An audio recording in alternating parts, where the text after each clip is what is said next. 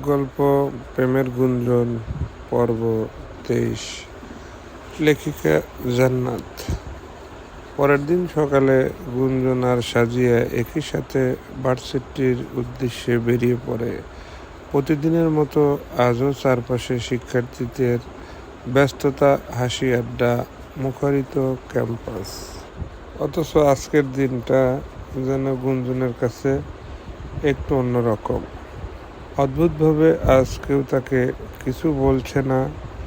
গতকালের মতো কোনো ফিসফাস কিছুই নেই।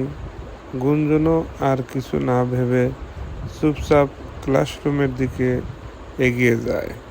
কিন্তু তার চোখ দুটো অজান্তেই কাউকে খুঁজতে থাকে। প্রেমকে। অন্যদিন হলে এতক্ষণে প্রেম এসে ঠিক তার সামনে দাঁড়িয়ে যেত, কখনো মুচকি হেসে তাকিয়ে থাকতো, কখনো দুই একটা কথা বলে গুঞ্জনকে অস্থিতিতায় ফেলতো। কিন্তু আজ প্রেম কোথাও নেই। গুঞ্জন একবার চারপাশে তাকালো, তারপরেও প্রেমের দেখা মিলল না। অজান্তেই বুকের ভিতর থেকে একটা স্বস্তির নিঃশ্বাস বেরিয়ে এলো। ভালোই হয়েছে, আজ অন্তত শান্তিতে থাকা যাবে। নিজেকে যেন কথাটা বোঝালো গুঞ্জন।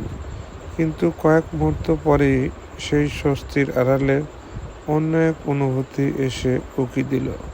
প্রেম কোথায়? কেন আসেনি? কিছু হয়েছে নাকি? মুহূর্তেই গুঞ্জনের ভ্রু কুঁচকে গেল। নিজের ভাবনাতে সে বিরক্ত হয়ে উঠল।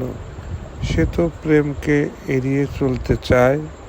তাহলে আজ তাকে দেখতে না পেয়ে বুকের ভিতরটা এমন ফাঁকা ফাঁকা লাগছে কেন?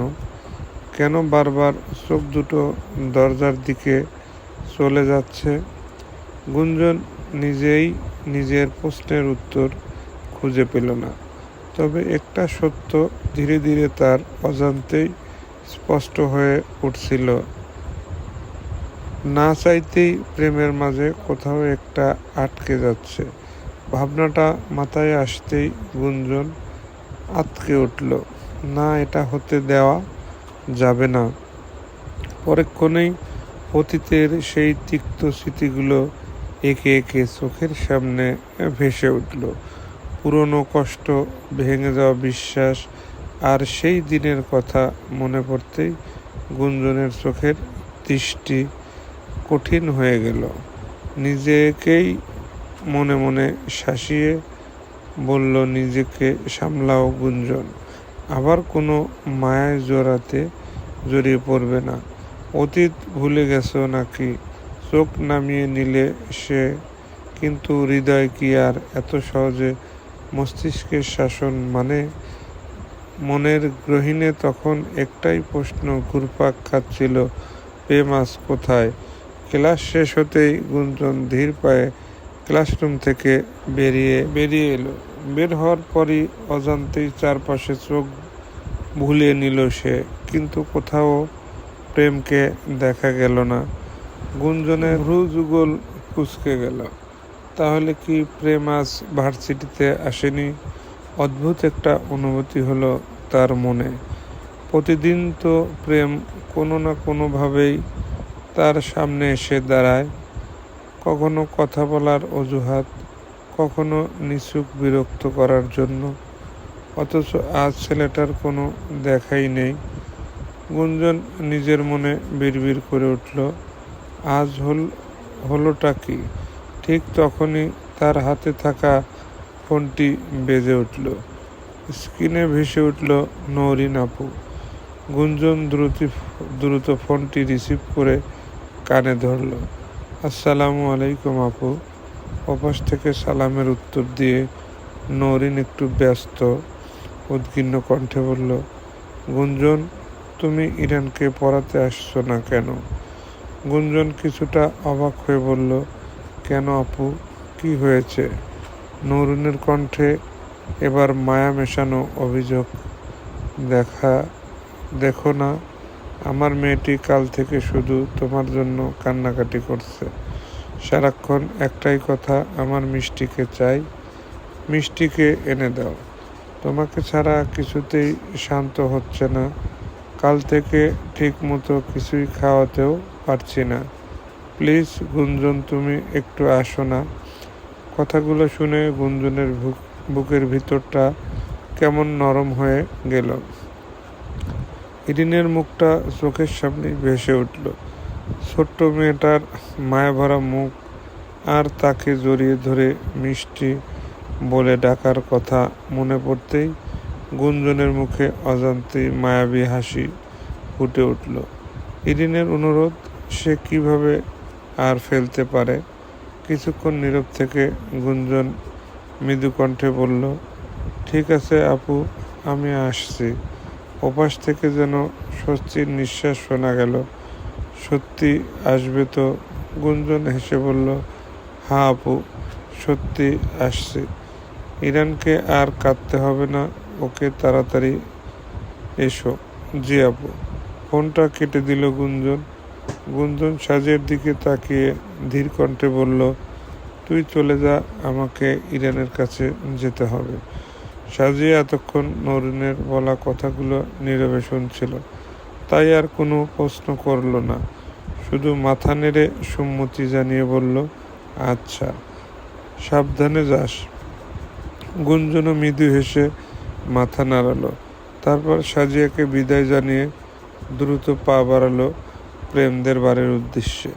কিছুক্ষণ পর গুঞ্জন গিয়ে দাঁড়ালো প্রেমদের বাড়ির দরজার সামনে। একবার গভীর শ্বাস নিয়ে হাত বাড়িয়ে কলিং বেল চাপল। ভিতর থেকে কিছুক্ষণের মধ্যেই পায়ের শব্দ ভেসে এলো। তারপর দরজা খুলতেই সামনে দাঁড়িয়ে থাকা প্রেমের মাঝে দেখে গুঞ্জনের ঠোঁটের কোণে মিষ্টি হাসি ফুটে উঠল। সে বিনয়ের সঙ্গে সালাম দিয়ে বলল, আসসালামু আলাইকুম আন্টি। প্রেমের মাও হাসি মুখে সালামের উত্তর দিলেন। তারপর গুঞ্জনের দিকে মায়াভরা দৃষ্টিতে তাকিয়ে বললেন, তুমি এসেছো মা? যাও, রুমে যাও। ইরিন তোমার জন্য কেঁদে কুটে একাকার হয়ে যাচ্ছে। কতক্ষণ ধরে শুধু তোমার কথাই বলছে। কথাটা শুনে গুঞ্জনের মুখের হাসি মুহূর্তেই মিলিয়ে গেল। বুকের ভিতরটা কেমন যেন মোচড় দিয়ে উঠল। ইরিন অস্থির কণ্ঠে নামটা উচ্চারণ করেই গুঞ্জন দ্রুত ভিতরে এগিয়ে গেল। দরজা পেরিয়েই কয়েক পা এগাতেই হঠাৎ ভিতর থেকে ছুটে এলো ইরিন। গুঞ্জনকে দেখা মাত্রই আর এক মুহূর্ত দেরি না করে তাকে শক্ত করে জড়িয়ে ধরল। গুঞ্জনও সঙ্গে সঙ্গে ইরিনকে নিজের বুকে আগলে নিল। ইরিনের চোখে বেয়ে তখন অবিরাম পানি গড়িয়ে পড়ছে। কান্নায় কণ্ঠে ভারী হয়ে গেছে। বুকের ভিতর জমে থাকা অভিমান যেন এতক্ষণ বাঁধ ভেঙে বেরিয়ে এলো। কাঁদতে কাঁদতে ইরিন অভিযোগের সুরে বলল, তুমি আসলে না কেন? কতক্ষণ ধরে তোমার জন্য অপেক্ষা করেছি। গুঞ্জনের বুকটা কেঁপে উঠল। ইরিনের মাথায় আলতো করে হাত বুলিয়ে দিয়ে সে মায়াভরা কণ্ঠে বলল, কেঁদো না ইরিন পাখি, আমি তো চলে এসেছি। কিন্তু ইরিন যেন আজ কিছুতেই শান্ত হতে রাজি নয়। গুঞ্জনকে আরও শক্ত করে জড়িয়ে ধরে সে ফুঁপিয়ে ফুঁপিয়ে কাঁদতে লাগলো। আর গুঞ্জন নীরবে তার পিঠে হাত বুলিয়ে যেতেই লাগলো। ইরিনের চোখের প্রতিটা অশ্রু যেন তার নিজের বুকেও কাটার মতো বিচ্ছিল। বেশ কিছুক্ষণ সময় কেটে যাওয়ার পর গুঞ্জন ধীরে ধীরে উঠে দাঁড়ালো। মনে হলো এবার তার চলে যাওয়া উচিত, কিন্তু সে কথাটা মুখে আনতেই ইরিন সঙ্গে সঙ্গে মাথা নেড়ে বলল, না না, তুমি এখন কোথাও যাবে না, আজকে থেকে যাও। গুঞ্জন কিছুটা ইতস্ত করে বলল, না ইরিন, আজকে যাই, অনেক রাত হয়ে যাচ্ছে। পাশ থেকে নৌরিন এগিয়ে এসে গুঞ্জনের হাতটা আলতো করে ধরে মায়াভরা কণ্ঠে বলল, আজ তুমি থেকে যাও প্লিজ, কোনো সমস্যা হবে না তোমার। এত রাতে একা একা যাওয়াটা ঠিক হবে না। গুঞ্জন এবারও রাজি হতে চাইল না, কিন্তু ইরেনের অনুরোধের পাশাপাশি প্রেমের মাও যখন তাকে থেকে যাওয়ার জন্য অনুরোধ করলেন, তখন আর না করতে পারল না। অগত্য মৃদু হেসে মাথা নেড়ে সম্মতি জানালো গুঞ্জন। আচ্ছা, থাকবো। সঙ্গে সঙ্গে ইরিনের মুখটা আনন্দে উজ্জ্বল হয়ে উঠল। নরিন যেন স্বস্তির নিঃশ্বাস ফেলল। কিছুক্ষণ পর সে নিজের ঘর থেকে একটি সুন্দর শাড়ি এনে গুঞ্জনের হাতে ধরিয়ে দিল। এই নাও, যাও ফ্রেশ হয়ে নাও, তারপর এটা পরে নিও। হঠাৎ শাড়িটা হাতে পেয়ে গুঞ্জন কিছুটা অস্বস্তিতে পড়ে গেল। সে শাড়িটার দিকে তাকিয়ে আবার নরিনের দিকে তাকালো। তার মুখের সেই সংকোচ চোখ এড়ালো না নরিনের। মুচকি হেসে সে বলল, এভাবে তাকাচ্ছ কেন? আমার বোনটাকে ভালোবেসে দিলাম, প্লিজ নাও। কথাটির মধ্যে এমন এক আন্তরিকতা ছিল যে গুঞ্জন আর কিছুই বলার রইল না। সে নীরবে শাড়িটা হাতে নিয়ে মৃদু হেসে বলল, ধন্যবাদ। তারপর ধীর পায়ে ওয়াশরুমের দিকে চলে গেল। হাঁটতে হাঁটতে গুঞ্জন অনুভব করল শরীরটা কেমন যেন ভারী লাগছে। সারাদিনের ক্লান্তি, শরীরটা অবসন্ন হয়ে আসছে। একটা গোসল করিয়ে হয়তো ফ্রেশ ভালো লাগতো। কথাটি নরুনকে বলতে চেয়েছিল সে, কিন্তু অকারণে এক জড়তা এসে কণ্ঠটা আটকে দিল। তাই আর কিছু না বলেই শাড়িটা বুকে জড়িয়ে নিয়ে ওয়াশরুমের দরজা বন্ধ করে দিল গুঞ্জন। রাত প্রায় 12টা। পুরো বাড়িটা নিস্তব্ধ হয়ে আছে। চারপাশে কেবল নীরবতার রাজত্ব। সবাই গভীর ঘুমে আচ্ছন্ন, অথচ গুঞ্জনের চোখে যেন ঘুমের কোনো ছোঁয়াই নেই।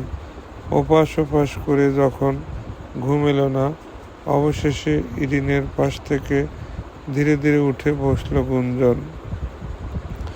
ইরিনের ঘুমের কোনো ব্যাঘাত না ঘটিয়ে নিঃশব্দে রুমের বাইরে বেরিয়ে এলো।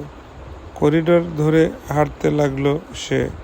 অন্ধকারে নিজের পায়ের শব্দটা যেন কানে বেশ জোরে বাজছে।